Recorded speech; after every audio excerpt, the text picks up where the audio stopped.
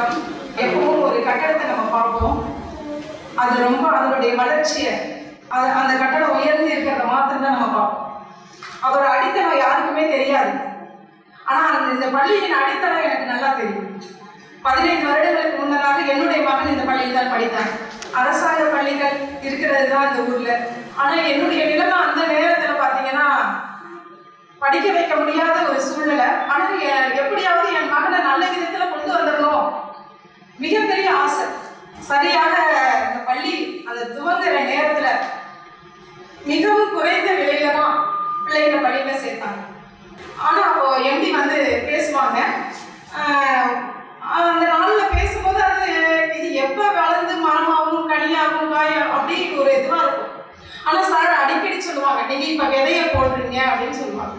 எல்லா பேரண்ட்ஸ்க்கு முன்னாடி அதை சொல்லிகிட்டே இருப்பாங்க வரும்பொழுதுலாம். எப்போ வரும் அப்படிங்கிற ஒரு எண்ணம் எனக்குள்ள இருந்துக்கிட்டே இருக்கும். இது எப்போ மரமாகும், எப்போ இது காயாகும், எப்போ இது கனியாகும் அப்படின்னு சொல்லிட்டு இன்னைக்கு உண்மையாலுமே நான் அந்த கனியை பார்த்துட்டு இருக்கேன். என் மகன் இப்போ வந்து கால்நடை மருத்துவக் கல்லூரியில் நான் ஸ்கூலை பற்றி நிறைய விஷயங்களை சொல்லுவேன். இந்த மாதிரி இருக்கு நிறைய விஷயங்கள் அப்படின்னு சொல்லிட்டு எல்லாத்தையுமே பாசிட்டிவாக சொல்லும் பொழுது தான் இந்த வார்த்தையை சொல்லுவாங்க.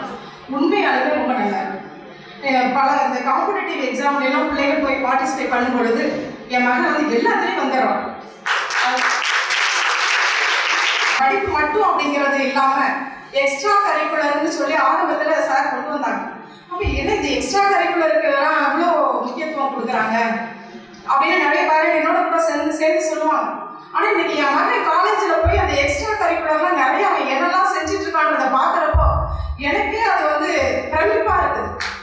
எல்லாமே வந்து அவ்வளோ எக்ஸ்ட்ரா கரிக்குலர் அதுவும் அந்த அளவுக்கு வந்து உண்மையாகவே மெய்சிலிருக்க வைக்குது. நம்ம பள்ளிக்கூடத்தில் படித்த அந்த விஷயங்கள் அத்தனையுமே அது நீங்கள்லாம் ரொம்ப பெரிய பாக்கியசாலிகள். பிள்ளைகள் ஆகட்டும், பேரண்ட்ஸ் ஆகட்டும், எல்லாருமே ஒரு பெரிய பாக்கியசாலிகள். நல்ல ஒரு பள்ளிக்கூடத்தை படிக்க வச்சுக்கோங்க. எனக்கு ஒரே மகன், அடிக்கடி நான் ரொம்ப ஃபீல் பண்ணுறேன், இந்த ஸ்கூலில் இன்னொரு மகன் இல்லையே படிக்க வைக்க அப்படின்னு சொல்லி.